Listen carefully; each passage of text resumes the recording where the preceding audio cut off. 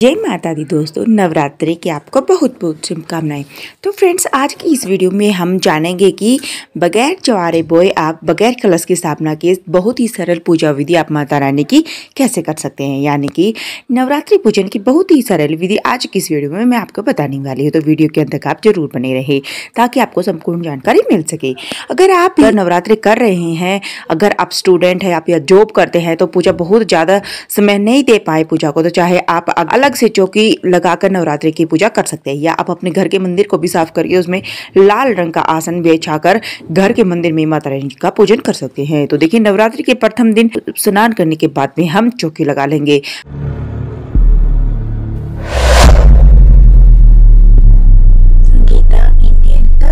चौकी पर हम लाल रंग का वस्त्र बिछा देंगे। घर के मंदिर में आप लाल रंग के वस्त्र बिछाकर वहां पूजन कर लीजिए। इसके बाद में देखिए, थोड़े से अक्षत यानी चावल या फूल रख करके हम माता रानी की फोटो या मूर्ति को विराजमान कर लेंगे। अब हम यानी कि सीधे हाथ की तरफ जिधर सर का मुख होता है ना, उधर की तरफ थोड़े से चावल रखेंगे। उसके ऊपर हम एक जल का लोटा रख देंगे। हमें कंठ तक जल को भर लेना है और इस लोटे पर कलावा बांध करके हम इसको यहाँ पर विराजमान कर देंगे। इसके अंदर हम 1 रुपए 2 रुपए जो भी आपके पास सिक्का हो वह आप इसमें डाल दीजिएगा। फिर इसके बाद में हम इसको ढक देंगे। ढकने के पश्चात इसके ऊपर हम चावल रख देंगे। इस तरह से सूक्ष्म रूप से हम कलश की स्थापना कर देंगे। पूरे 9 दिन तक ये जल का लोटा यहाँ पर रखा रहेगा, इसको छेड़ना नहीं होता है। अब हम गणेश जी को विराजमान कर देंगे। थोड़े से चावल रखकर इस पर हम गणेश जी को विराजमान कर देंगे। अभी हम कोई भी पूजन करते हैं तो गणेश जी का पूजन सर्वप्रथम किया जाता है, इसलिए गणेश जी को आप जरूर विराजमान कर लेंगे। इसके बाद में देखिए, शुद्धिकरण कर लेंगे। जल के छींटे लगा करके हम इनका शुद्धिकरण कर देंगे, इनको स्नान आदि करा देंगे। अब देसी घी का दिया जलाएंगे। आप देसी घी का दिया जला सकते हैं, तिल के तेल का भी दिया जला सकते हैं। हम गणेश जी को कलावा समर्पित करेंगे। जल का जो लोटा है, जो कलश है, उसके ऊपर हमने पहले ही कलावा बांध दिया है।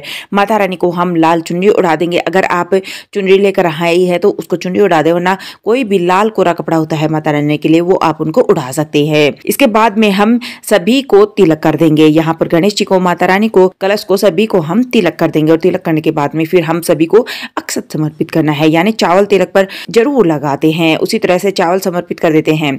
फिर सभी को हम फूल समर्पित करेंगे। अगर आप माता रानी के लिए फूलों की माला लेकर आए हैं तो फूलों की माला भी पहना सकते हैं, या फिर आप फूल वैसे भी चढ़ा सकते हैं। इसके बाद भोग में मिश्री या पतासे जो भी आपके पास अवेलेबल हो वो आप समर्पित कर दीजिए। अब हम जल समर्पित करेंगे। इसके बाद देखिए, अगर आप दुर्गा सप्तशती का पाठ करते हैं तो आप पाठ कर लीजिए। अगर आप नवरात्रि की व्रत कथा सुनते हैं तो अपने सीधे हाथ में फूल लेकर के आप व्रत कथा सुन सकते हैं। सप्तशती का पाठ कर सकते हैं, दुर्गा चालीसा पढ़ सकते हैं। जो भी कथा कहानी आप सुनते हैं माता रानी की, वो इस टाइम पर आप सुन सकते हैं। कथा सुनने के बाद में जो हाथ में फूल लिया है माता रानी के चरणों में समर्पित कर सकते हैं। और अगर आप कथा नहीं सुनते हैं तो कोई बात नहीं, जब भोग समर्पित कर दे उसके बाद में फिर आप सीधा दक्षिणा समर्पित कर सकते हैं। जय माता दी का जयकारा आप जरूर लगाते रहें। इसके बाद हम अग्नि पर भोग समर्पित करेंगे। तो देखिए, अग्नि पर भोग समर्पित करने के लिए अगर आप एक कृषि नहीं बना पाते हैं तो कोई बात नहीं, आप कपूर ले लीजिए। कपूर के आपको 2-3 टिक्की यहाँ पर रख लेनी है,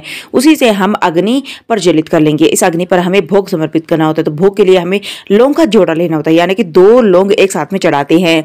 फूल वाली लौंग हमें यहाँ पर लेनी है और इस तरह से लौंग के जोड़े को हम घी के अंदर डुबो करके फिर इनको अग्नि में प्रज्वलित कर लेंगे। तो यहाँ पर देखिए, अग्नि में हम इसे समर्पित कर देंगे। इसी तरह से 2 लौंग के जोड़े कम से कम आप जरूर रखें। किसी किसी के यहाँ पर 5 जोड़े भी समर्पित करते हैं, किसी किसी के यहाँ पर 7 जोड़े भी समर्पित किए जाते हैं। तो आप अपनी इच्छा के अनुसार जितने भी जोड़े आप समर्पित करना चाहें उतने आप समर्पित कर सकते हैं। ज्यादा नहीं तो आप 2 लौंग के जोड़े तो जरूर करें। उसके साथ ही जो भी अपने मीठे का भोग लगाया है, पतासे मिश्री जो भी भोग लगाया है, वो भी आप इसमें समर्पित कर सकते हैं। नवरात्रि में विशेष तौर पर अग्नि भोग समर्पित किया जाता है। माता रानी को आप भोग जरूर समर्पित। इसके बाद फिर हम आरती करेंगे। यहाँ पर देखिए, आप गणेश की आरती करें, माता रानी की आरती करें। बहुत ही प्रेम पूर्वक हमें माता रानी की आरती करनी है। आरती करने के बाद हाथ जोड़कर माता रानी से पूजा में रही कमियों के लिए समायाचना करनी है और अपनी मनोकामनाओं को पूर्ण करने के लिए प्रार्थना करनी है। इस तरह से हमें पूजा करनी है। अब पूजा करने के बाद में जल हमने लिया था, उस जल को हम थोड़ा सा जल हम सीधे हाथ की तरफ लगा लेंगे और जो हमने भोग लगाया था ना, उस अग्नि के ऊपर 2 बार से इस तरह से घुमा करके हम पूजा को पूर्ण कर लेंगे। ऐसा करने के बाद में फिर जब यह जल का लोटा हम सूर्य देवता को अर्पण कर देंगे। जो भी प्रसाद हमने चढ़ाया है, प्रसाद जो भोग चढ़ाया है, वो आप परिवार वालों में बांट सकते हैं। ये जो कलश हमने लिया है, इसको पूरे 9 दिन तक ऐसे ही रखना होता है, इसको छेड़ना नहीं होता है। दूसरे जल का जो लोटा हमने लिया है, सूर्य देवता को विसर्जित किया जाता है।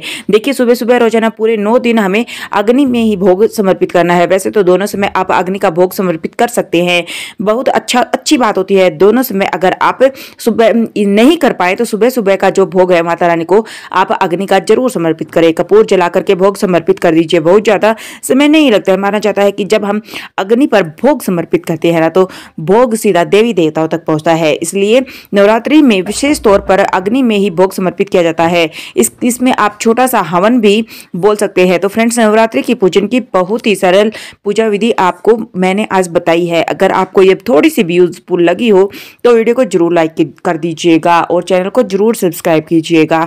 हम महिलाएं घर में तीज त्योहार कैसे करते हैं देखने के लिए मेरे चैनल को जरूर सब्सक्राइब कर दीजिए। नवरात्रि संबंधित सभी वीडियो आपको मेरे चैनल पर मिल जाएगी, लिंक मैं आपको डिस्क्रिप्शन में डाल दूंगी। वीडियो अच्छी लगे तो लाइक करें, चैनल को सब्सक्राइब करिए। जय माता दी दोस्तों।